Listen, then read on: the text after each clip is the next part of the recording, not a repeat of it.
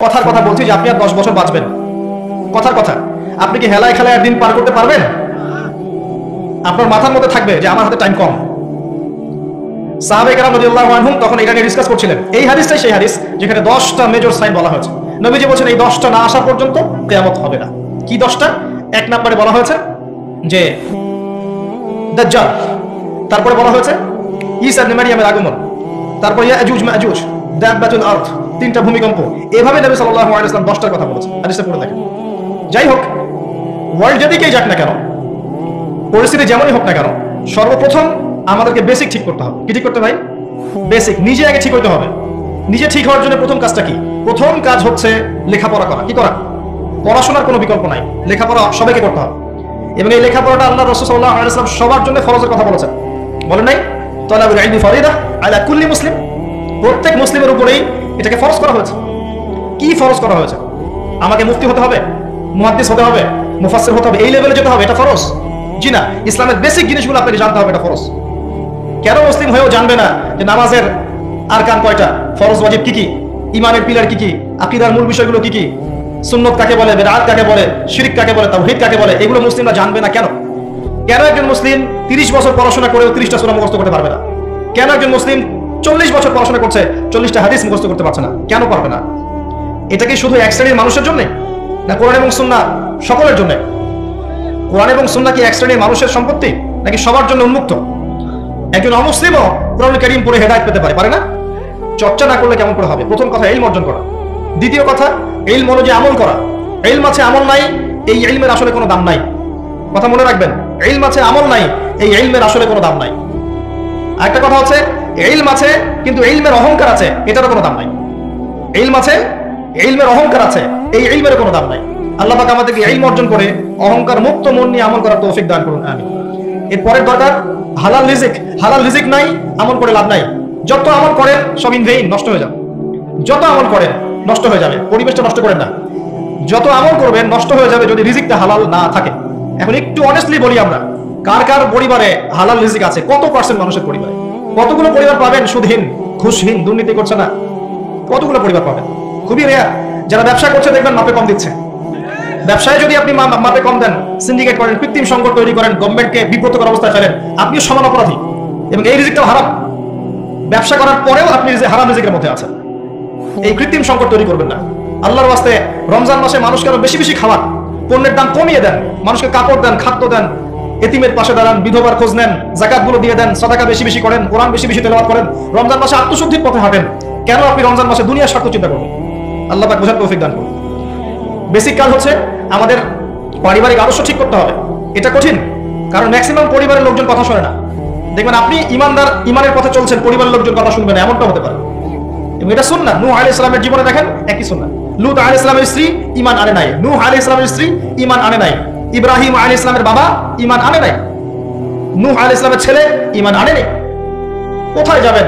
মুহাম্মদ সাল্লাল্লাহু আলাইহি ওয়াসাল্লামের চাচারা অনেকেই ঈমান আনে নাই। তো আপনজনরা কথা নাও শুনতে পারে, তখন আপনাকে স্বতন্ত্র ইসলামিক পরিবার গড়ে তুলতে হবে। পারা যাবে ইনশাআল্লাহ?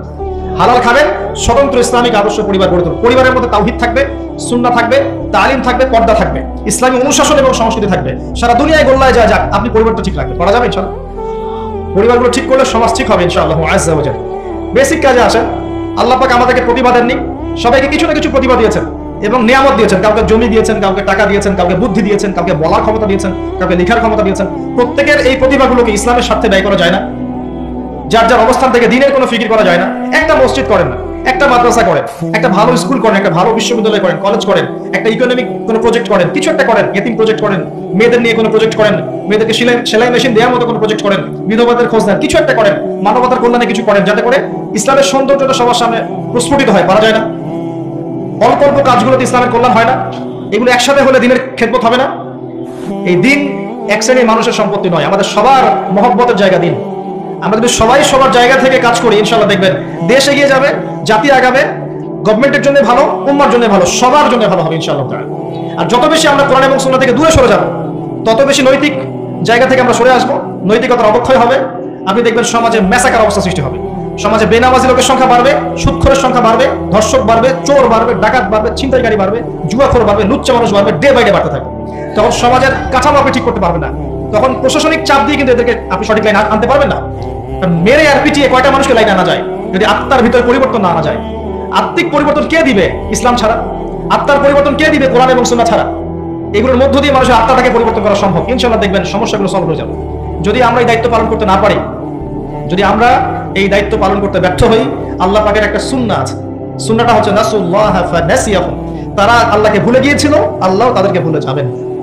এটা আবাবিল পাখি পাঠানোর যুগ নয়, এটা আব্রাহার যুগ নয় যে আসমান থেকে পাথর বর্ষণ করে জুলুমের এগেইনস্টে প্রতিবাদ করা হবে, এমনটা নয়। এখন এটা কোন যুগ? এটা এই যুগ। ইন তানসুরুল্লাহ ইয়ানসুরকুম। তোমরা আল্লাহর দ্বীনকে সাহায্য করো, আল্লাহ তোমাদেরকে সাহায্য করবে ইনশাআল্লাহ। ওয়া ইউসাব্বিত আকদামাকুম। আল্লাহ তোমাদের পাকে দৃঢ় রাখবেন ইনশাআল্লাহ। এটা সেই যুগ। কোন যুগ? ইন্নাল্লাহা লা ইউগাইয়িরু মা বিকওমিন হাত্তা ইউগাইয়িরু মা বিআনফুসিহিম। আল্লাহ পাক কোন কওমের অবস্থা ততক্ষণ পরিবর্তন করেন না যতক্ষণ নিজেরা নিজেদের অবস্থা পরিবর্তনের চেষ্টা না করে। আলাইকুম আনফুসাকুম। নিজের নফসের খবর নেন, নিজের আত্মশুদ্ধির খবর নেন, নিজের আমলনামা হিসাব করেন। আল্লাহর ওয়াস্তে কে জানে, কে গ্যারান্টি দিবে আপনাকে? আজকে থেকে 2 বছর আগে ওই ইউক্রেনও ভেবেছিল যে আমরা ভালো থাকবো, কিন্তু আল্লাহ পাকের পরিকল্পনা ভিন্ন। এখন যারা মনে করছে আমরা খুব ভালো আছি, দেখবেন আগামী দিনগুলো ওরাও ভালো থাকবে না ইনশাআল্লাহ তাআলা। যতদিন যাবে এগুলো বাড়তে থাকবে। রমজানকে কাজে লাগান প্রিয় ভাইয়েরা।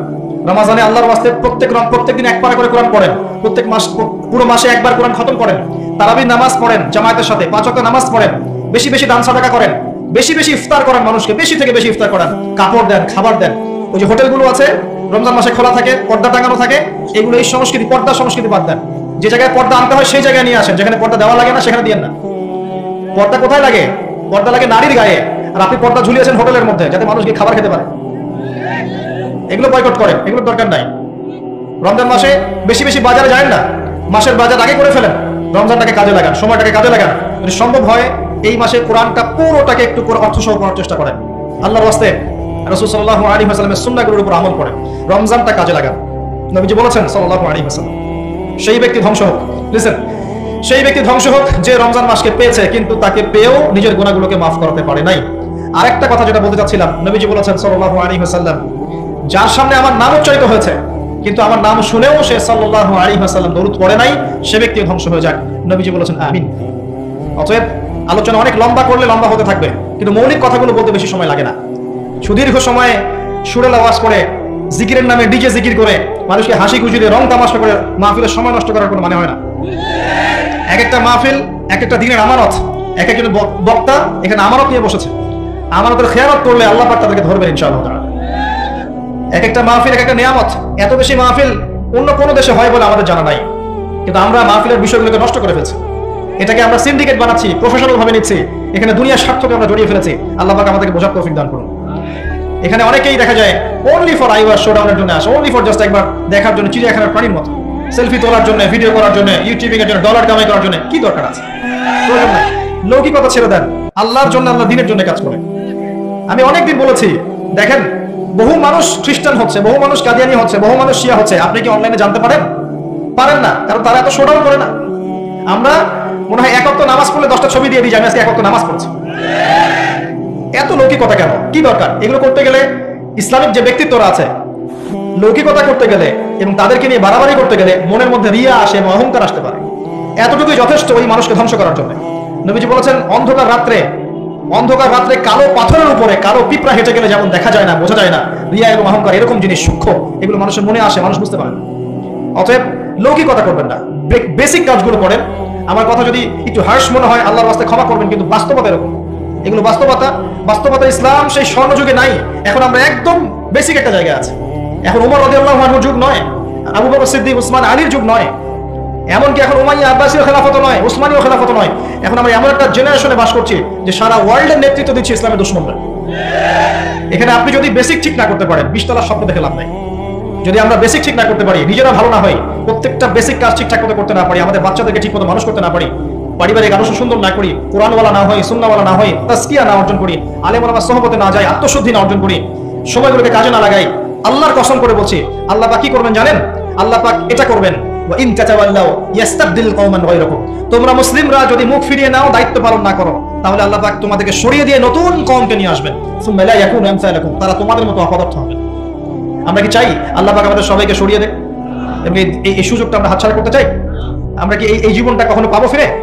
যে এই 60-70, 50-60-70, 100 বছরের জীবন আর কখনো ফিরে আসবে? একটা একটা করে দিন রাত বছর চলে যাচ্ছে, আর কখনো ফিরে আসবে? আসবে না। শয়তান 3টা ধোঁকা দিয়ে থাকে। শয়তান বোঝায় এখন অনেক সময় পড়ে আছে, পরে করে নিও। এই করতে করতে কত মানুষ কবরে চলে গেছে, তার ফিকির নেই। শয়তান বোঝায় এখনই এত তাড়াহুড়া কি আছে, কেবল যুবক, কেবল যৌবন, বার্ধক্যে গিয়ে ভালো হয়ে যেও। শয়তান এগুলো বোঝায়। শয়তান বোঝায় তুমি পারবে না, তোমার দ্বারা হবে না। আবার শয়তান এটাও বোঝায় আমি অনেক জানি, আমার জানার কোনো দরকার নাই। শয়তানের ধোঁকাগুলো থেকে বেঁচে থাকেন। আল্লাহর ওয়াস্তে আল্লাহর নাজিলকৃত কোরআন এবং সুন্নাহকে আঁকড়ে ধরেন। চরমপন্থী হয়েন না। ইসলামের নামে এমন কিছু করতে যায় না যাতে ইসলামের ক্ষতি হয়ে যায়। যত চরমপন্থা ছড়িয়েছে ইসলামের নামে, এগুলো মুসলিমদের মাধ্যমে ছড়ায় নাই, এগুলো একটা পশ্চিমা এজেন্ডা ছিল। এরা ইসলামটাকে সারা বিশ্বের সামনে জঙ্গিবাদ আর সন্ত্রাসবাদের ধর্ম নামে তুলে ধরার জন্য এই কাজগুলো ঘটিয়েছে পরিকল্পিতভাবে। ইসলামের সাথে, মুসলিমদের সাথে এগুলোর কোনো সম্পর্ক নেই। আপনি চরমপন্থী হবেন না। এগুলো টোপ যদি কেউ দেয় সতর্ক থাকবেন, এগুলো পশ্চিমা টোপ, এখানে পা দিবেন না। এবং একই সাথে শৈথুল্যতাবাদীও হয়ে যায় না। গা ছাড়া ঢিলে ঢালা ভাব যে লা ইলাহা ইল্লাল্লাহ বলেছি বাস জান্নাতে চলে যাব, এখন যা ইচ্ছা তাই করি, এটাও ঠিক নয়। আমাদেরকে মধ্যমপন্থী হতে হবে। মধ্যমপন্থী উম্মাহ হিসেবে ইসলামকে নিয়ে, কোরআনকে নিয়ে, সুন্নাহকে নিয়ে ধীরে ধীরে ইনশাআল্লাহ তাআলা এই উম্মাহ এগিয়ে যাবে। দেখবেন এই জাতি এগিয়ে যাবে, দেশের কল্যাণ হবে, সবার কল্যাণ হবে ইনশাআল্লাহ তাআলা। আল্লাহ পাক আমাদের সবাইকে কথাগুলো বোঝার তৌফিক দান করুন। আমিন। আকুলু কওলি হাযা আস্তাগফিরু লি ওয়া লাকুম ওয়া লিসাইরিল মুসলিমিন। বারাকাল্লাহু লানা ওয়া লাকুম বিল আয়াতিল হাকীম। ইন্নাহু তাআলা জাওয়াদুন কারীমুন রাউফুর রহিম। আস্তাগফিরুকা ওয়া আতুবু ইলাইক। আসসালামু আলাইকুম ওয়া রাহমাতুল্লাহি ওয়া বারাকাতুহু। এক ভাই প্রশ্ন করেছেন, যদি কারো কোনো প্রশ্ন থাকে আপনারা করতে পারেন এখানে। যদি আমার জানা থাকে আমি উত্তর দিব, যদি না জানা থাকে আমি বলবো যে আমি জানি না। যাদের কাছে গেলে সঠিক উত্তর পাবেন সেটা রেফার করবো। এক ভাই প্রশ্ন করেছেন যে আমি শারীরিক এবং মানসিক দুই দিক থেকেই দুর্বল, আমি কিভাবে এই জামানায় সফল হব? শারীরিক দিক থেকে শক্তিশালী হওয়ার জন্য অলসতা ত্যাগ করতে হবে এবং নবী সাল্লাল্লাহু আলাইহি ওয়াসাল্লামের সুন্নাহ মাফিক জীবনযাপন করতে হবে। আপনার ঘুম থেকে ওঠা, আপনার খাওয়া দাওয়া, ওঠা বসা, চলাফেরা সবকিছু নবীর সুন্নাহ মতো হলে আপনি ফিজিক্যালি স্ট্রং হবেন ইনশাআল্লাহ। এর পাশাপাশি ব্যায়াম করবেন, শরীর চর্চা করবেন, কিছু খেলাধুলা করবেন। আমি বলি আপনারা খেলাধুলা করেন, এই জন্য বলি না যে আমি খেলতাম, এই জন্য বলি। কি জন্য বলেছি? কারণ এখন যুব সমাজ পাবজি নিয়ে ব্যস্ত থাকে। এই যে আপনার ফোনের মধ্যে লুডো খেলে, ফোনের মধ্যে ক্যারাম খেলে, আর কি কি জানি গেমস আছে আমি নাম ঠিক জানি না, ফ্রি ফায়ার, এগুলো নিয়ে ব্যস্ত থাকে, পর্নোগ্রাফি নিয়ে ব্যস্ত থাকে, অশ্লীল মুভিজ দেখে, সিনেমা দেখে। এর চেয়ে ভালো ভাই আপনি 1 ঘন্টা ফুটবল খেলেন না, এর চেয়ে ভালো আপনি ব্যাডমিন্টন খেলেন। ওই আবার চুরি করে লাইন নিয়েন না কারেন্টের, ফুটবল খেলতে গিয়ে আবার নামাজ কাজা করেন না, সতর খুলে দিয়েন না, এগুলো ঠিক রেখে খেলেন। খেলাধুলা করলে নেতৃত্ব দেওয়ার যোগ্যতা অর্জন হয় এবং আপনার ফিজিক্যাল স্ট্রাকচার ভালো হবে।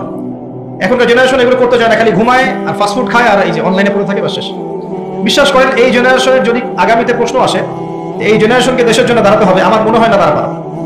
আমার মনে হয় না তারা পারবে, কারণ আমরা দিন দিন একটা টিকটক বুদ্ধিভিত্তিক বুদ্ধি প্রতিবন্ধী একটা টিকটক প্রজন্ম তৈরি করছি। এই জেনারেশন কিছু করতে পারবে না যদি না আমরা ওদেরকে আল্লাহ এবং রাসূল দিকে আনতে পারি। ফিজিক্যালি আপনি সুস্থ থাকার জন্য প্রত্যেকটা কাজ নবী সুন্নাহ মাফিক করার চেষ্টা করেন, আল্লাহ পাক তৌফিক দান করুন। আর মানসিকভাবে আপনি স্ট্রং থাকবেন কখন? যখন আপনার সাথে আল্লাহর সম্পর্ক থাকবে, কোরআনের সম্পর্ক থাকবে, আপনি আল্লাহর জিকির করবেন, কোরআন তেলাওয়াত করবেন, তাসবিহ তাহলিল করবেন, নামাজ আদায় করবেন, আপনি মেন্টালি স্ট্রং থাকবেন ইনশাআল্লাহ।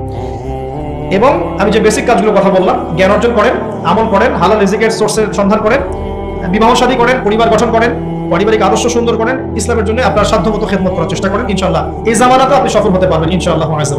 আল্লাহ পাক বোঝার তৌফিক দান করুন। এক ভাই প্রশ্ন করেছেন যে আপনি কি তথাকথিত পীর মুরিদিতে বিশ্বাস করেন? পীরের মুরিদ হওয়া কি ফরজ? দেখেন, অনেক বড় বড় ওলামায়ে কেরাম আছেন, অনেক বড় বড় ওলামায়ে কেরাম আছেন যারা মানুষকে কাছে ডেকে নিয়ে আত্মশুদ্ধির কাজ করেন। আত্মশুদ্ধি কি জিনিস? শুধু বইপত্র পড়লেই মানুষ আত্মশুদ্ধি অর্জন করতে পারে না। আমি কথাটা বোঝার চেষ্টা করেন।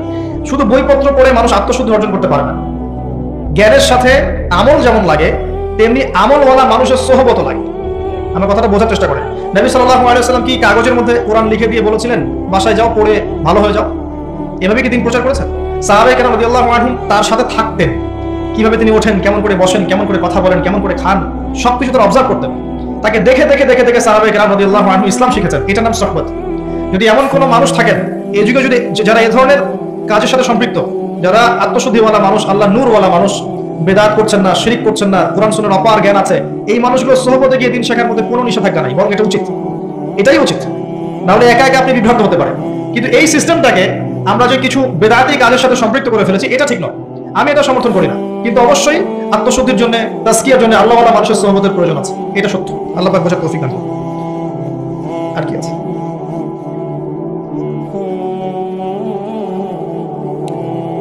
এগুলো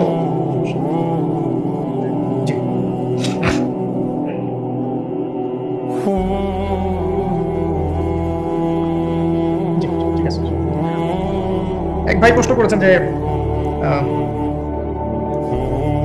অনেকটা তাকদীর সংক্রান্ত প্রশ্ন আসলে, যে মানুষ পাপের কাজ করে পুণ্যর কাজ করে, এই বিষয়গুলো কেমন, আল্লাহ কেনই বা জান্নাত জাহান্নাম সৃষ্টি করেছেন। আসলে দেখুন ভাই, তাকদীরের বিষয়টা এত জটিল এবং এত উঁচু স্তরের জ্ঞান যেটা আমাদের ক্ষুদ্র মস্তিষ্কে ধরাটা সম্ভব। একটা কমিউনিটি ছিল যার নাম হচ্ছে জাবারিয়া, তারা তাকদীর কেন্দ্রিক আলোচনায় বিভ্রান্ত হয়ে গেছে। একটা ছিল কাদারিয়া, তারা তাকদীর কেন্দ্রিক আলোচনায় বিভ্রান্ত হয়ে গেছে। আল্লাহ রাব্বুল আলামিন আসমান জমিন সৃষ্টির 50,000 বছর আগে তাকদীর লিখেছেন। এরপরেও মায়ের গর্ভে যখন রূহ আসে তখন ফেরেশতা এসে রূহ ফুঁকে দেন, তার হায়াত, তার রিজিক এগুলো লিখে দেন। দ্বিতীয় দফায় তাকদীর লেখা হয়। এরপরেও লাইলাতুল কদরের রাতে 1 বছরের তাকদীরকে নবায়ন করা হয়। কিছু বিষয় তাকদীরের কনস্ট্যান্ট, এগুলোর কোনো পরিবর্তন নাই। কিছু বিষয় আছে যেগুলো দোয়ার মাধ্যমে, ভালো কাজের মাধ্যমে, ঈমান তাকওয়া ইত্যাদির মধ্য দিয়ে পরিবর্তন করানো সম্ভব। যেটা আপনি বেশি বেশি দোয়া করেন আপনার তাকদীর ভালো হবে ইনশাআল্লাহ। বেশি বেশি আত্মীয়তার সম্পর্ক বজায় রাখেন, আপনার রিজিক হায়াত প্রশস্ত হবে ইনশাআল্লাহ। এগুলো সম্ভব।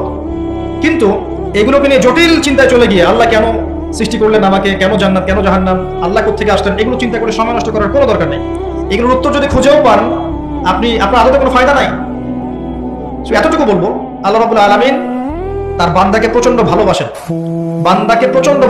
বান্দাকে পুরস্কৃত করার জন্য আল্লাহ পাক জান্নাত সৃষ্টি করেছেন। আর বান্দা যখন আল্লাহর সেই ভালোবাসাকে ধিক্কার দিয়ে শয়তানের দাসত্ব করবে তখন আল্লাহ পাক তাকে জাহান্নামে দিবেন। এটা হচ্ছে ন্যায় বিচার।